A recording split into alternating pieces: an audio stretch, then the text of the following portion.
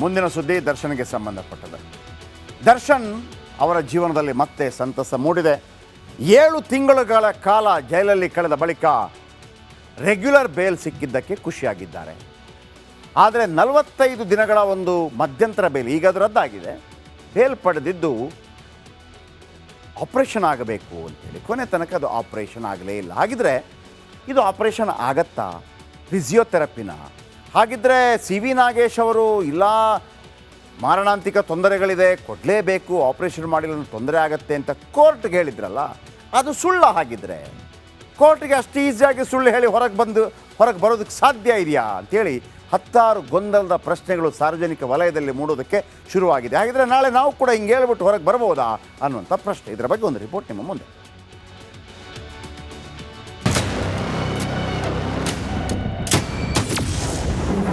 ಜಾಮೀನು ಸಿಕ್ಕಿದ್ದಕ್ಕೆ ರಿಲ್ಯಾಕ್ಸ್ ಆದ ದರ್ಶನ್.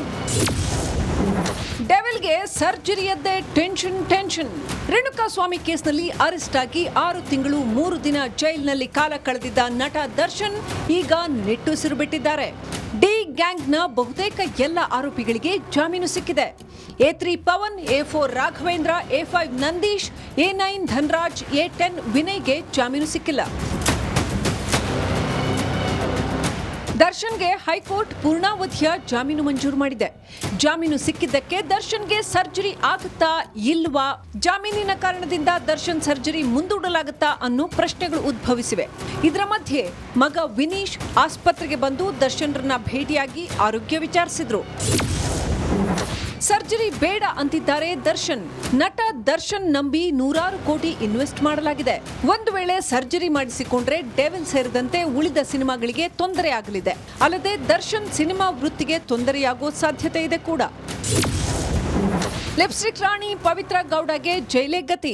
ನಿನ್ನೆ ಪವಿತ್ರಗೆ ಬೇಲ್ ಮಂಜೂರಾಗಿದ್ದು ಕೋರ್ಟ್ ಪ್ರಕ್ರಿಯೆಗಳು ಸಂಪೂರ್ಣವಾಗಿಲ್ಲ. ಇವತ್ತು 2ನೇ ಶನಿವಾರ. ನಾಳೆ ಭಾನುವಾರ ಕೋರ್ಟ್ಗೆ ರಜೆ ಇರಲಿದೆ. ಹೈಕೋರ್ಟ್ ಜಾಮೀನು ಆದೇಶ ಪ್ರತಿಯನ್ನ ಕೆಳ ನ್ಯಾಯಾಲಯಕ್ಕೆ ನೀಡಬೇಕು. ಅದಾದ ಬಳಿಕ ಷರತ್ತುಗಳು ಪೂರ್ಣವಾಗಬೇಕು. ಬಳಿಕ ಕೆಳ ನ್ಯಾಯಾಲಯ ಆದೇಶದ ಪ್ರತಿ ನೀಡಲಿದೆ. ಆ ಪ್ರತಿ ಆರೋಪಿಗಳಿರುವ ಜೈಲಿಗೆ ರವಾನೆಯಾಗಲಿದೆ. ಹೀಗಾಗಿ ಪವಿತ್ರ ಸೇರಿ ಉಳಿದವರು ಸೋಮವಾರವೇ ಜೈಲಿಂದ ಮುಕ್ತರಾಗಲಿದ್ದಾರೆ. Bureau report, Republic Kannada. ಮುಂದಿನ ಸುದ್ದಿ ದರ್ಶನ್ಗೆ ಸಂಬಂಧಪಟ್ಟದ್ದು. ದರ್ಶನ್ ಅವರ ಜೀವನದಲ್ಲಿ ಮತ್ತೆ ಸಂತಸ ಮೂಡಿದೆ. 7 ತಿಂಗಳುಗಳ ಕಾಲ ಜೈಲಲ್ಲಿ ಕಳೆದ ಬಳಿಕ ರೆಗ್ಯುಲರ್ ಬೇಲ್ ಸಿಕ್ಕಿದ್ದಕ್ಕೆ ಖುಷಿಯಾಗಿದ್ದಾರೆ. ಆದರೆ 45 ದಿನಗಳ ಒಂದು ಮಧ್ಯಂತರ ಬೇಲ್ ಈಗ ಅದು ರದ್ದಾಗಿದೆ. ಬೇಲ್ ಪಡೆದಿದ್ದು ಆಪರೇಷನ್ ಆಗಬೇಕು ಅಂತೇಳಿ. ಕೊನೆ ತನಕ ಅದು ಆಪರೇಷನ್ ಆಗಲೇ ಇಲ್ಲ. ಹಾಗಿದ್ರೆ ಇದು ಆಪರೇಷನ್ ಆಗತ್ತಾ? ಫಿಸಿಯೋಥೆರಪಿನ? ಹಾಗಿದ್ರೆ CV ನಾಗೇಶ್ ಅವರು ಇಲ್ಲ ಮಾರಣಾಂತಿಕ ತೊಂದರೆಗಳಿದೆ, ಕೊಡಲೇಬೇಕು, ಆಪರೇಷನ್ ಮಾಡಿಲ್ಲ ತೊಂದರೆ ಆಗತ್ತೆ ಅಂತ ಕೋರ್ಟ್ಗೆ ಹೇಳಿದ್ರಲ್ಲ, ಅದು ಸುಳ್ಳ? ಹಾಗಿದ್ರೆ ಕೋರ್ಟ್ಗೆ ಅಷ್ಟು ಈಸಿಯಾಗಿ ಸುಳ್ಳು ಹೇಳಿ ಹೊರಗೆ ಬರೋದಕ್ಕೆ ಸಾಧ್ಯ ಇದೆಯಾ ಅಂತೇಳಿ 10 ಗೊಂದಲದ ಪ್ರಶ್ನೆಗಳು ಸಾರ್ವಜನಿಕ ವಲಯದಲ್ಲಿ ಮೂಡೋದಕ್ಕೆ ಶುರುವಾಗಿದೆ. ಹಾಗಿದ್ರೆ ನಾಳೆ ನಾವು ಕೂಡ ಹಿಂಗೆ ಹೇಳ್ಬಿಟ್ಟು ಹೊರಗೆ ಬರ್ಬೋದಾ ಅನ್ನುವಂಥ ಪ್ರಶ್ನೆ. ಇದರ ಬಗ್ಗೆ ಒಂದು ರಿಪೋರ್ಟ್ ನಿಮ್ಮ ಮುಂದೆ.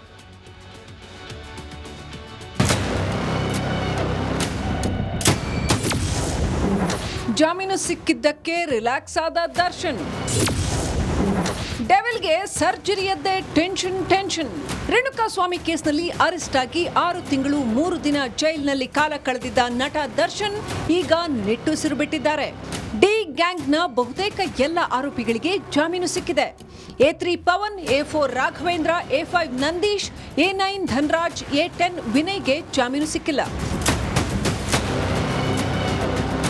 ದರ್ಶನ್ಗೆ ಹೈಕೋರ್ಟ್ ಪೂರ್ಣಾವಧಿಯ ಜಾಮೀನು ಮಂಜೂರು ಮಾಡಿದೆ. ಜಾಮೀನು ಸಿಕ್ಕಿದ್ದಕ್ಕೆ ದರ್ಶನ್ಗೆ ಸರ್ಜರಿ ಆಗುತ್ತಾ ಇಲ್ವಾ, ಜಾಮೀನಿನ ಕಾರಣದಿಂದ ದರ್ಶನ್ ಸರ್ಜರಿ ಮುಂದೂಡಲಾಗುತ್ತಾ ಅನ್ನೋ ಪ್ರಶ್ನೆಗಳು ಉದ್ಭವಿಸಿವೆ.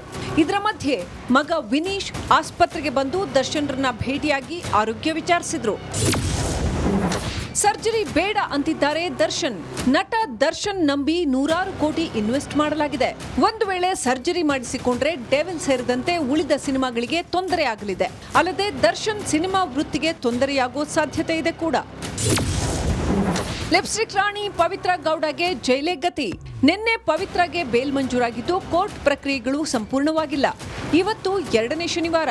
ನಾಳೆ ಭಾನುವಾರ ಕೋರ್ಟ್ಗೆ ರಜೆ ಇರಲಿದೆ. ಹೈಕೋರ್ಟ್ ಜಾಮೀನು ಆದೇಶ ಪ್ರತಿಯನ್ನ ಕೆಳ ನ್ಯಾಯಾಲಯಕ್ಕೆ ನೀಡಬೇಕು. ಅದಾದ ಬಳಿಕ ಷರತ್ತುಗಳು ಪೂರ್ಣವಾಗಬೇಕು.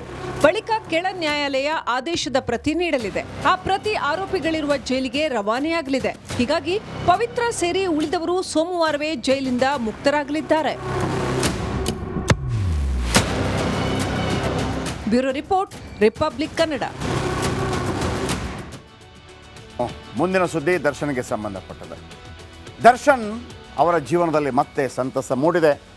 7 ತಿಂಗಳುಗಳ ಕಾಲ ಜೈಲಲ್ಲಿ ಕಳೆದ ಬಳಿಕ ರೆಗ್ಯುಲರ್ ಬೇಲ್ ಸಿಕ್ಕಿದ್ದಕ್ಕೆ ಖುಷಿಯಾಗಿದ್ದಾರೆ.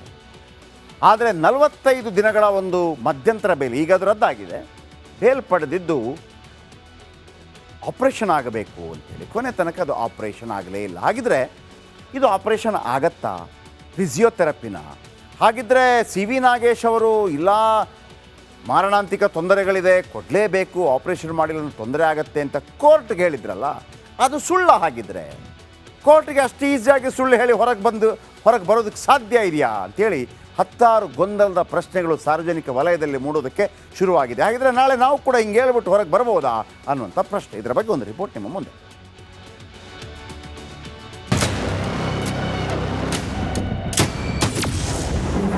ಜಾಮೀನು ಸಿಕ್ಕಿದ್ದಕ್ಕೆ ರಿಲ್ಯಾಕ್ಸ್ ಆದ ದರ್ಶನ್.